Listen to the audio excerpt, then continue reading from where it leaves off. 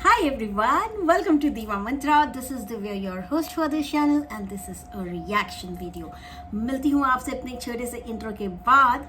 नहीं किया है सब्सक्राइब अभी तक तो प्लीज डू सब्सक्राइब टू दीवा मंत्रा चैनल, क्योंकि कभी कभी मैं डालती हूँ इस चैनल पे रिएक्शन वीडियोज. मेरे पास टाइम की वो हो गई है बहुत ज़्यादा कमी, लेकिन मैं कोशिश करती हूँ कि मैं आप लोगों से जुड़ी रहूँ. मिलती हूँ आपसे.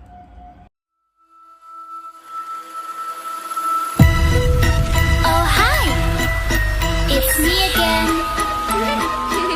I missed you. You remember me, right?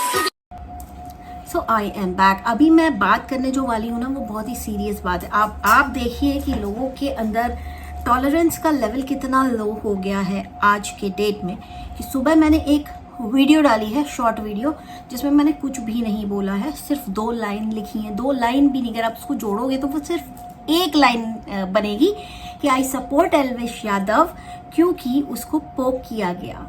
Right, उस पर ही आप देख लीजिए कमेंट्स कितने टॉक्सिक हैं. एक तो भाई कोई हैं वो बहुत परेशान हो रहे हैं. मैं आपको बोलूंगी कि भाई, छोटे भाई, इतना परेशान मत हो, ठीक है. उन लोग का तो पैचअप भी हो गया, मैक्सटन का एंड एल्विश यादव का पैचअप भी हो गया. उन लोग के बीच के सारे जो मुद्दे हैं खत्म करवा दिए गए हैं, समझ रहे हो. तो इसलिए आप लड़के कोई फायदा नहीं इस पूरी लड़ाई में जो आप लोगों ने देखी हो. जिनको लगता है कि मुझे पता नहीं, मुझे बिल्कुल पूरी लड़ाई पता है कि वो मैच हुआ, उसमें मुनव्वर को गले लगाया, फिर रैंडम सेना बीच में आई, उसके बाद मैक्सटन आया, फिर ये हुई, फिर लड़ाई हुई. मेरे को पूरे डिटेल पता है. वो बता के मैं आप लोगों को पकाना नहीं चाहती, लेकिन अगर किसी को नहीं पता तो मुझे बता देना, मैं नीचे कमेंट में बता दूंगी या फिर एक वीडियो पूरा ये लड़ाई एक्सप्लेन कर दूंगी, क्योंकि ये ऑलरेडी बहुत से चैनल्स ने एक्सप्लेन की हुई है.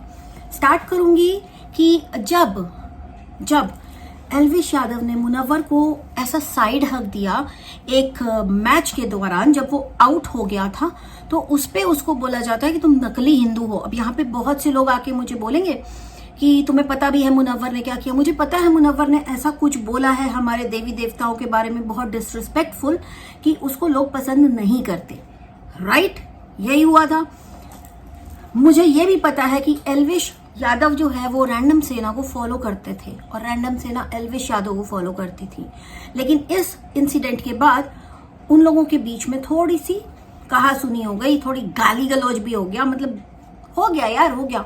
उनको वो पसंद नहीं आया क्योंकि वो बहुत ही ज्यादा कट्टर हिंदू है. और इनका ये कहना था कि क्योंकि एक चैरिटी का मैच था तो मैं मुंह लटका के तो नहीं उसके उधर घूम सकता था ना, बस थोड़ा सा साइड हक दिया, वो भी सार्कास्टिक वाला, जो किसी को समझ में नहीं आया. उन्होंने समझा दिया एल्विश यादव जी ने. लेकिन फिर भी जैसे मैंने कहा था ना, लोग पुरानी चीजों का मुरब्बा लेके घूमते हैं, बना लेते हैं उसका मुरब्बा कि ऐसा हुआ तो तुमने ऐसा क्यों किया, तो वैसा क्यों किया. कभी भी ये सबसे बड़ा साइन है कि अगर कोई भी चीज सोशल मीडिया पर है, आपने बोल दी है, आपने कर दी है, वो यहाँ से कभी नहीं जाएगी. और उसका मुरब्बा बना के लोग उसका बैगेज लेके हर चैनल पर जाएंगे, हर चैनल पर जहर उगलेंगे. ये कोई बहुत बड़ी बात नहीं थी कि उसने मुनव्वर को साइड हक दे दिया. देखिए, हम इंडिया में रहते हैं, यहाँ हर तरह के लोग रहते हैं. यहाँ मुस्लिम्स भी रहते हैं, यहाँ हिंदूज भी रहते हैं, सिख, ईसाई, सभी तरह के लोग रहते हैं. मतलब अभी ये जो पूरा इंसिडेंट हुआ है, इसमें क्या मैसेज पास हुआ है सोसाइटी में, कभी बैठ के सोचिएगा कि क्या अगर कोई हिंदू है तो वो मुस्लिम को गले ना लगाए, अगर कोई मुस्लिम है तो वो हिंदू को गले ना लगाए. ये मैसेज आप लोग पास कर रहे हैं. फिर हम बोलते हैं बड़े शान से यूनिटी इन डाइवर्सिटी हमारी कंट्री में. ना ना ना ना ना, ऐसा कुछ नहीं है. आई गेस बहुत सारे लोगों के दिल में अभी भी एक दूसरे के लिए बहुत नफरत है, ठीक है. फिर उसके बाद ये आए मैक्सटन. एल्विश यादव ने जैसा कहा कि पिछले 8 महीने से मेरे पीछे पड़ा है. उसकी बात मैं क्यों समझ पा रही हूँ, मैं आपको बताती हूँ. मेरे पीछे भी कई लोग पिछले 4 साल से पड़े हैं. ठीक, आप लोगों ने देखा होगा कि अब मैं क्या करती हूँ कि कोई बहुत ही गंद मचा देता है मेरे नाम से तो मैं शांत हो जाती हूँ, चुप बैठती हूँ, so that I will not spill venom. मैंने भी एक बार उगला है, बहुत गंदा उगला है, उसको उन लोग आज तक यूज कर रहे हैं. 2 साल पुरानी वीडियो को आज तक यूज कर रहे हैं. राइट. उसके अलावा आपने देखा है कि मैं ऐसे गाली गलौज कभी करते हुए आप लोगों ने मुझे नहीं देखा ना, नहीं देखा. तो सेम एल्विश के साथ हुआ कि उसको पहले अच्छे से पोक किया जाता है, उसके सब्सक्राइबर्स को गवार बोला जाता है, छपरी बोला जाता है. मुझे भी छपरी बोल रहे बाय द वे कुछ लोग, जिन्होंने अभी तक लाइफ में करियर की शुरुआत नहीं की है. They are deciding who is छपरी, हु इज नॉट. है ना, और डिसीजन उन लोग के लिए ले रहे हैं या उन लोगों को बोल रहे हैं जो लोग ऑलरेडी काफी कुछ करके बैठे हैं या तो लाइफ में, या तो ऑलरेडी कुछ कर रहे हैं, या तो ऑलरेडी कुछ कर लेंगे आराम से। उनको छपरी बोला जाता था। एनीवेज, किसी के बोलने से कोई कुछ हो नहीं जाता। तो ये 8 महीने से poking and side by side दूसरी पोकिंग भी चल रही थी कि क्योंकि तुमने एक मुस्लिम को हक कर लिया, जिससे तुम्हारा पहले कुछ हुआ होगा, लड़ाई हुई है या आपकी उससे नहीं बनती है, आपने उसे हग कर लिया, तो आप नकली हिंदू हैं। मतलब अगर किसी को ट्रोल करना है तो उसकी रिलीजियस फीलिंग हर्ट कर दो, उसकी फैमिली को गाली दे दो, सब कुछ कर दो, उसके बाद एक्सपेक्ट करो कि जब वो आपसे मिले तो आप एकदम नॉर्मल रहो। भाई वो इंसान है वो, ठीक है, भगवान नहीं है। एल्विश यादव इंसान है, भगवान नहीं है। किसी का कहना है कि मैं उसकी क्या फैन हूं, क्या हूं, भक्त हूं। भक्त मैं किसी की नहीं हूं, भक्त मैं अपने महाकाल की हूं, फैन मैं अपने महाकाल की हूं, एकदम ब्लाइंड फॉलोवर हूं। आप मुझे उनका भक्त, फैन कुछ भी बोले मैं मान जाऊंगी, कोई प्रॉब्लम ही नहीं है ना। लेकिन फिर क्या हुआ कि एल्विश यादव जब वो अपनी तरफ की स्टोरी बताता है तो भी उसको बैश किया जाता है। एंड बहुत से चैनल्स मैंने ऐसे देखे जिनका कहना था कि वो गलत है क्योंकि उसने हाथ उठाया। ऑब्वियसली हाथ उठाना इज नॉट द सोल्यूशन, लेकिन हाथ उठाया उसका कारण होगा बेवजह। कोई पागल तो है नहीं कि राह चलता जाएगा किसी को भी झापड़ मार देगा, कोई नहीं होता ऐसा पागल। आपको लगता है एल्विश यादव पागल है? I don't think so, he is absolutely normal. मैंने सिर्फ एक वीडियो डाला है और मुझे धमकी आती है, तुम्हारा नंबर क्या हम लॉरेंस बिश्नोई को दे? मैंने बोला भाई दे दो। तुम हो किसी के अंधभक्त, तुम होगे कुछ भी पागल वागल जो भी है, मतलब जो भी है, तुम्हें क्या लगता है तुम मेरा नंबर यहाँ वहां दे दोगे? पहली बात तो मेरा नंबर अगर तुम्हारे पास है तो तुम दे दो जहां तुमको देना है, ठीक है? क्योंकि ये इंडिया है, सारे पागल, सारे अंधभक्त, सारे ऐसे ब्लाइंड फॉलोअर्स नहीं है किसी भी यूट्यूबर के, ठीक है? जो लोग यूट्यूब नहीं देखते वो लोग यूट्यूब से बाहर है। तो मुझे धमकी आ रही तुम्हारा नंबर दें, सिर्फ एक शॉर्ट वीडियो डाला है बस, डरती वरती नहीं हूं। अगर मेरा नंबर तुम्हारे पास है तो दे दो, क्या होगा क्या? चलो बताओ, नीचे कमेंट करके बताना क्या होएगा इससे। फिर बोलता है कि मैं अपना नंबर दूं क्या? मतलब तुम अपना नंबर भी दे दो, मैं अचार डाल दूंगी। इसको कहते हैं toxic fans, toxic followers, toxic people, जिनके पास कोई काम नहीं है सिर्फ यहां वहां जाके जहर उगलने के। इस पूरी कंट्रोवर्सी में जिसका टेक सबसे अच्छा लगा मुझे वो है लक्ष्य चौधरी, जिसने बोला कि कमेंट्स पे ध्यान ही नहीं देना। कमेंट्स पे लोग और ज्यादा लड़वाते हैं, जितनी लड़ाई होती नहीं है उससे ज्यादा लड़वाते हैं। तो ये बहुत ही एक अच्छी बात बोली है लक्ष्य चौधरी, मुझे बहुत अच्छी लगी।